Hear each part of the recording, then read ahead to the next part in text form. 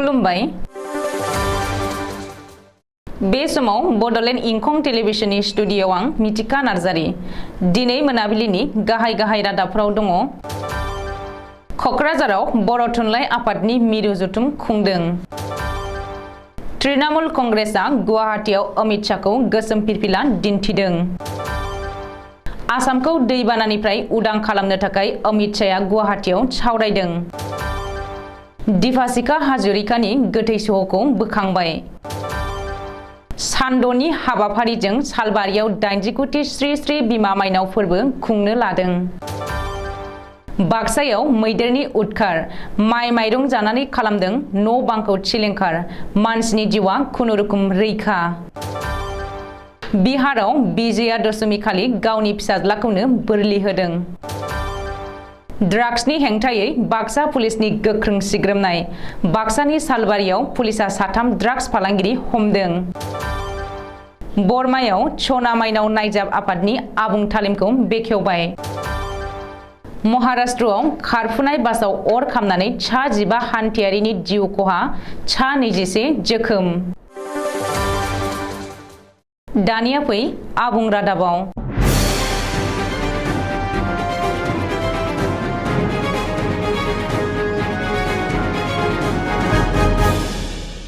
बर' थुनलाइ आफादनि मिरु मावफुं जथुमखौ दिनै कक्राझार नोगोराव थानाय आफादनि गाहाय मावख' रुपनाथ ब्रह्म गोसोखां नयुङाव खुंनाय जादों। बर' थुनलाइ आफादनि गागि आफादगिरि धरेन बर'आ मासि लानानै दैदेननाय दिनैनि मिरु मावफुं जथुमाव गाहायै बर' थुनलाइ आफादनि 62थि बोसोरसालिया जथुम्मानि खालार थि खालामनाय बर' थुनलाइ आफादनि गायसनथाइ सान 16 नबेम्बरखौ देग्लाय गोदान दिल्लीनि गान्धी हिन्दुस्तानी साहित्य सभाजों जथायै फालिनायनि सायाव सावरायनाय जायो। बबेखानि बर' थुनलाइ आफादनि दिनैनि मिरु मावफुं जथुमाव बर' बिजोंनि 11 आरो 12 थाखोनि फराफारि सुजुनाय आयदाफोरनि सायावबो गुवारै सावरायज्लायनाय जायो होननानै मिथिनो हादों। दिनै कक्राझाराव खुंनाय बर' थुनलाइ आफादनि मिरु मावफुं जथुमाव बर' थुनलाइ आफादनि दैदेनगिरि सोद्रोमाफोरजों लोगोसे गुबुन गुबुन लोब्बा आफादनि दैदेनगिरि सोद्रोमाफोराबो बाहागो लायो। मख'नो गोनांदि बर' थुनलाइ आफादनि 62थि बोसोरसालिया जथुम्माखौ कक्राझार जिल्लानि पाटगावआव खुंनो थाखाय दिनैनि मावफुं मेलाव थांखि लादों। फैगौ बोसोर 2023 मायथाइनि 10, 11 आरो 12 फेब्रुवारि खालि सानथामनि हाबाफारिजों पाटगावआव बर' थुनलाइ आफादनि 62थि बोसोरसालिया जथुम्मा खुंनो थाखाय दिनैनि मावफुं मेलाव थांखि लानाय जायो। बेनि अनगायैबो फैबाय थानाय 16 नबेम्बर बर' थुनलाइ आफादनि जोनोम सानखौ देग्लाय हादरनि राजथावनि गोदान दिल्लीयाव खुंनो थाखाय थांखि लानाय जायो होननानै बर' थुनलाइ आफादनि आफादगिरि धरेन बर'आ खौरांगिरिनि सिगाङाव फोरमायदों। सानथामनि हाबाफारिजों आसामाव दावबायफैनाय मिरु नखर मन्त्रि अमित शाहखौ गोसोम फिरफिलाजों बरायदों आसाम तृणमूल कंग्रेसआ। रिपर्ट बादिब्ला आसामाव दावबायफैनाय नखर मन्त्रि अमित शाहआ शुक्रबारखालि बेलासियाव लोकप्रिय गपिनाथ बरदलै इन्टारनेशनेल उरां गाथोननिफ्राय फैबाय थानाय समावनो आसाम तृणमूल युव कंग्रेसआ अमित शाहनि गारिनि साखाथियाव थानानै गोसोम फिरफिलाखौ दिन्थियो। मख'नो गोनांदि दाननैसो सिगाङाव आसामाव गिख्रंथाव दैबानानि समाव आसामारिफोरखौ खौरां लानो फैयि नखर मन्त्रि अमित शाहआ गावनि दोलोआरि मुलाम्फानि थाखायल' आसामाव दावबायफैदों होननानै आसाम तृणमूल युव कंग्रेसआ अजद होनानै अमित शाहनि हेंथायै सोमावसारो आरो गोसोम फिरफिलाखौ दिन्थियो। बेजों लोगोसे बिजेपिआ भटनि थाखायल' आसामारिफोरखौ गोसोखाङो होननानै आसाम तृणमूल युव कंग्रेसनि आफादगिरि बन्दीप दत्तआ बुंदों। बबेखानि बिजेपिनि सुबुंनि बेरेखा नीतिनि हेंथायै आसाम तृणमूल कंग्रेसआ आसामनि इयुन जोलैफोर आरो आसामारिफोरखौ लोगोआव लानानै फैबाय थानाय समाव लान्थ्रियै सोमावसारलांबाय थागोन होननानै बन्दीप दत्तआ बुंदों। सानथामनि हाबाफारिजों आसामाव दावबायफैनाय मिरुनि नखर मन्त्रि अमित शाहआ दिनै गुवाहाटी नोगोरमायाव मोनसे गोनांथार मेल खुंदों। आसामखौ दैबानानिफ्राय उदां खालामनायनि थांखियै दिनै अमित शाहआ गुवाहाटीआव मोनसे गोनांथार मेल खुंदों। आसामनि गिबि मन्त्रि डक्टर हिमन्त बिश्व शर्माजों लोगोसे रायजो सोरखारनि गोजौ थाखोनि सोरखारि मावख'गिरिफोरा बाहागो लानाय बे सावराय मेलाव नखर मन्त्रि अमित शाहआ बुंदों दि आसामखौ बांसिनै जौगाखांहोनो थाखाय आरो गोनांथार प्राइभेट कम्पानिफोरखौ गोसो बोहोनो थाखाय आसामखौ दैबानानिफ्राय उदां खालामनांगौनि गोनांथि दंथारो। बबेखानि आसामाव दैबानानि जेंनाखौ सुस्रांनो थाखाय अरुणाचल प्रदेश बायदि नसुं रायजोनि दैमा बान्दो आरो हाइड्र' पावार प्रजेक्टफोराव बांसिनै दै होबथानो हानाय एबा फ्लाड मडारेशन स्टरेजआव दोनथुमनायनि खाबु खालामनायनि सायाव थाबैनो दै गोहो मन्त्रालय, मोब्लिब मन्त्रालय आरो रायजो सोरखारजों मोनसे सावरायमेल खांख्रायगोन होननानैबो नखर मन्त्रि अमित शाहआ बुंदों। रिपर्ट बादिब्ला अमित शाहआ सामलायनाय दिनैनि बे सावरायमेलाव आसामनि दैबाना आरो दैबानानि जेंना जेंगोनाफोरखौ सुस्रांनायनि बागै गुवारै सावरायनाय जायो। दीपाजिका हाजरिकानि गोथै सह'खौ बोखांनो हाबाय। उत्तराखंडआव गिख्रंथाव बरफ गिसिखानाय जाथायाव गोमानानै दंमोन दीपाजिका हाजरिकाया। मख'नो गोनां दि थांनाय 4 अक्ट'बर खालि उत्तराखंडआव गिख्रंथाव बरफ गिसिखानाय जाथायाव आसामनि हाजो गाखोग्रा फरायसुलि दीपाजिका हाजरिकाया गोमादोंमोन आरो बै समनिफ्रायनो गोख्रों नागिरनाय जादोंमोनब्लाबो दीपाजिकाखौ मोनाखैमोन। नाथाय दिनै दीपाजिका बरुवाजों लोगोसे सा 8 हाजो गाखोग्रा फरायसाफोरनि सह'खौ बोखांनो हाबाय होननानै खौरां मोन्दों। मख'नो गोनांदि गुवाहाटी राजगढ़नि थागिरि गलाब हाजरिकानि फिसाजो दीपाजिका हाजरिकाया नेहरू इन्स्टिट्यूट अफ माउन्टेनियारिं उत्तरकाशीआव सोलोंथाइ लागासिनो दंमोन। नाथाय दीपाजिका हाजरिकाजों लोगोसे सा 41 फरायसाफोरनि मोनसे टीमआ हाजो गाखोनायनि सोलोंथाइ लाफुनाय समावनो गिख्रंथाव बरफ गिसिखायो आरो फरायसाफोरखौ फबसिनो। बाक्सा जिल्लानि सालबारि महकुमानि सालबारि हाथाइसालियाव 89थि श्री श्री बिमा माइनाव फोरबो फालिनो थाखाय 2022 इं मायथाइनि 9 अक्ट'बरनिफ्राय लानानै 14 अक्ट'बरसिम फोरबोखौ फालिनो थाखाय सालबारि माइनाव मन्दिराव मेहेरगोनाङै खुंफुंनो थाखाय जानजि खाफ्रादों।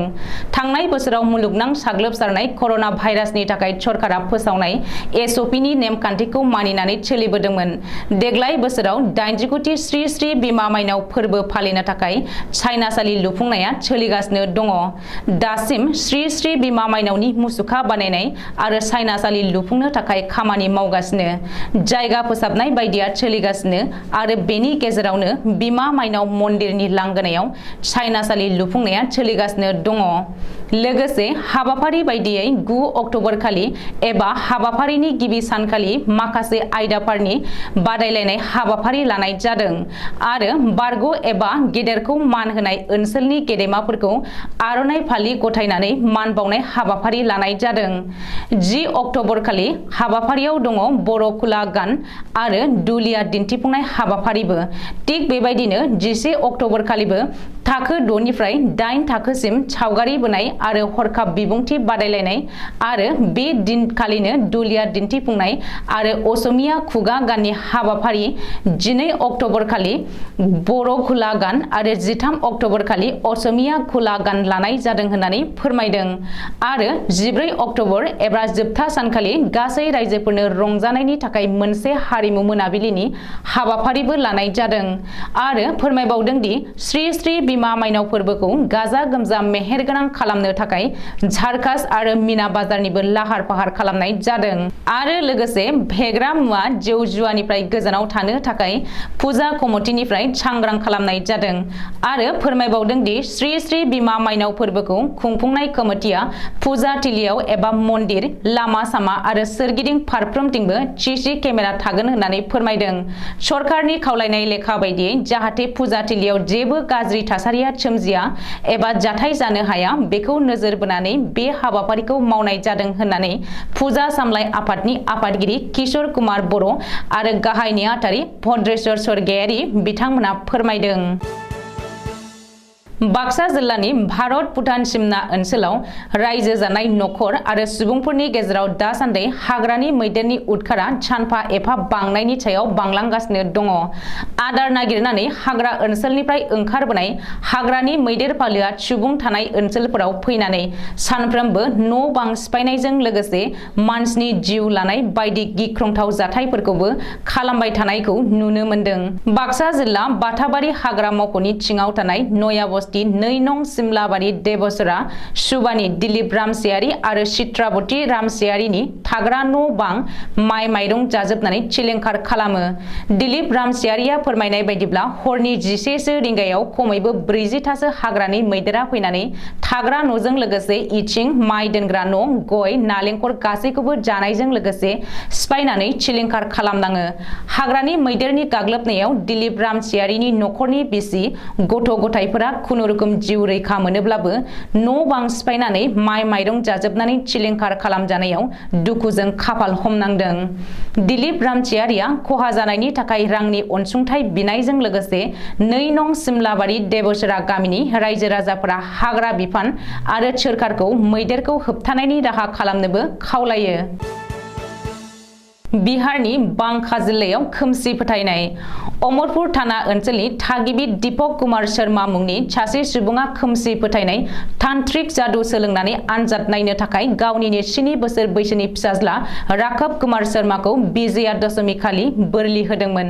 बे इनाय हाबाखौ सहायनो हायैनि गथ'नि बिमा एबा तान्त्रिक दीपक कुमार शर्मानि बिसिया अमरपुर थानायाव एजाहार हैनायावसो बे दायनि गुबै बाथ्राया सोराङाव फैयो। अमरपुर थानानि SHO एबा स्टाफ हाउस अफिसार सुनील कुमारनि दैदेननायाव पुलिसा तान्त्रिक दीपक कुमार शर्माखौ एरेस्ट खालामो आरो गासैबो बिनि जादु लेखाफोरखौ जब्द खालामबाय होननानै पुलिसा सुलुङाव फोरमायदों। बाक्सा जिल्लानि सालबारि महकुमानि बेन्दोंआव थानाय माजराबारि गामियाव थांनाय मोनानि 8:30 रिंगासो समाव बाक्सा पुलिसनि संजानायाव हानसरा गामिनि 26 बोसोर बैसोनि धनुधर बसुमतारी, रुपहिनि 23 बोसोर बैसोनि प्रियम केरकाटारि आरो बागमारा गामिनि 32 बोसोर बैसोनि हितेश गयारि मुंनि 3 ड्राग्स फालांगिरिफोरखौ पुलिसा खानो हायो। खौराङाव मिथिनो मोननाय बायदिब्ला बे 3 ड्राग्स फालांगिरियाबो ड्राग्सनि निसा लायो आरो गुबुननोबो फानफैयो। पुलिस हानजाया ड्राग्स फालांगिरि निफ्राय बोखांनो हादों 19.70 ग्राम हेर'इन, गं 30 कन्टेनार, लांदां गंसे सिरिन्ज लोगोसे बाइक गंनै AS15N9273 नम्बरनि रयेल एनफिल्ड आरो AS15T6871 नम्बरनि KTM बाइकजों लोगोसे गंनै मबाइल फन आरो माखासे बेसेन गोसा मुवाफोर मोननो हादों। ड्राग्सनि हेंथायै फिन आरोबाव बाक्सा पुलिसनि नायबिजिरनाय। बे समाव सालबारि पुलिसा आयेन बायदियै केस नम्बर 52/22/21B27A नम्बराव रेजिस्टार खालामनानै आरोबाव संदाननाय हाबाफारिखौ लाबावगोन होननानै फोरमायदों। बाक्सा जिल्लानि बरमा दख'रा दुलाराय बर' फरायसा आफादनि सिथला लांगोनायाव मैया हराव सना माइनाव नायजाब आफादनि 2022-23 मायथाइनि नायजाबनि आबुं तालिमखौ बेखेवनानै होबाय बिटिआरनि मावफुंगिरि सोद्रोमा राकेश ब्रह्मआ। ओनसोलनि गोबां हारिमु मोजां मोनग्रा सुबुंफोरनि नुजाथिनायाव बिटिआरनि मावफुंगिरि सोद्रोमा राकेश ब्रह्मआ सना माइनाव नायजाबनि आबुं तालिमखौ बेखेवनो मोननानै जोबोद गोजोननायखौ फोरमायो। बिथाङा बुंबावो दि जायफोर सुबुङा बर' हारिमुखौ मोजां मोननानै सना माइनाव नायजाब आफाद बायदि नायजाब आफादफोरखौ मिरौ जिरौ फोथांनानै बर' हारिमुखौ फोथांनानै लाखिगासिनो दङ बिथांमोनखौ साबायखर बावो। बेफोरबायदि नायजाब आफादफोरखौ फोथांनानै लाखिनो UPPL दोलोजों सालायजानाय BTC सोरखारा हानायमानि हेफाजाब होनो नाजाबाय थानाय बाथ्राखौ रायजोफोरनि सिगाङाव बुंफोरो। मख'जाथाव दि बाक्सा जिल्लानि बरमानि बिखायाव 1999 मायथाइयाव बर' हारिमु मोजां मोनग्रा सुबुंफोरनि नाजानायाव जोनोम मोननाय सना माइनाव नायजाबनि आबुं तालिमखौ रायजोफोरनि सिगाङाव दिन्थिफुंनो हानाय नायजाब नायनो फैग्रा सुबुंफोरा गोजोननाय फोरमायदों। बे आबुं तालिम दिन्थिफुंनाय हाबाफारिखौ बरमा दख'रा एबसु आरो बरमा गुदि बर' थुनलाइ आफादनि बानजायनायाव दिन्थिनाय जायो। 23 बोसोराव आगान होनाय सना माइनाव नायजाब आफादनि नायजाबफोरा बयजोंबो गनायजाथाव महरै दिन्थिजागोनखौ मिजिंथिनाय जादों। बे नायजाब आफादाव मेथाइ खनगिरि महरै मुंदांखा मेथाइ रोजाबगिरि गजेन बर' आरो रेडिअ' महरगिरि छायारानी ब्रह्म मोसाहारिमोना गारां बोदों। बे बोसोराव रायजोफोरनि सिगाङाव दिन्थिफुंनो थाखाय बे बोसोराव सिमान सिं बर'नि सुजुनाय अननाय हो, जतीन्द्रनाथ बर'नि सुजुनाय बोरदावलि आरो भदमथर बसुमतारीनि आर'नाइ बे मोनथाम नायजाबखौ रायजोफोरनि सिगाङाव दिन्थिनो जानजि खाफ्रादों। आबुं तालिमखौ बेखेवनाय हाबाफारिखौ दैदेनो बरमा गुदि बर' थुनलाइ आफादनि नेहाथारि खोमसार बसुमतारी, बरमा दख'रा दुलाराय बर' फरायसा आफादनि गाहाय नेहाथारि श्यामल बसुमतारी बिथांमोनहा। महाराष्ट्रनि नासिकआव औरंगाबाद थांनाय राजा लामाजों मुम्बाइसिम थांबाय थानाय गंसे प्राइभेट ट्रेभेल एजेन्सिनि बासआव हरखाबै अर खामदों। जाहोनाव जायगायावनो 12 हान्थियारिफोरनि जिउआ गोमायो आरो हस्पिटालाव 3खौ डाक्टरा थैबाय होननानै फोसावो। आथिखालाव 15नि जिउ खहा जाबाय आरो 21 गोब्राब हालोदाव जोखोम जादों। नासिक पुलिसनि थुलुंगाव फोरमायनाय बायदिब्ला अर खामनाय बासआ चिन्तामणि ट्रेभेल प्राइभेट लिमिटेडनिमोन। जावाद मालिनिफ्राय मुम्बाइ फारसे फैबाय थानाय नाइट सुपार बासआव फुंनि 5:30 रिंगायाव बे जाथाया जादों। मा जाहोननि थाखाय बासआव अर खामदोंमोन बेखौ पुलिसआ नायबिजिरनो आखायाव लाबाय होननानै फोरमायदों। दिनै मोनाबिलिनि रादाबा एसेनोसै। गोजोन्थों।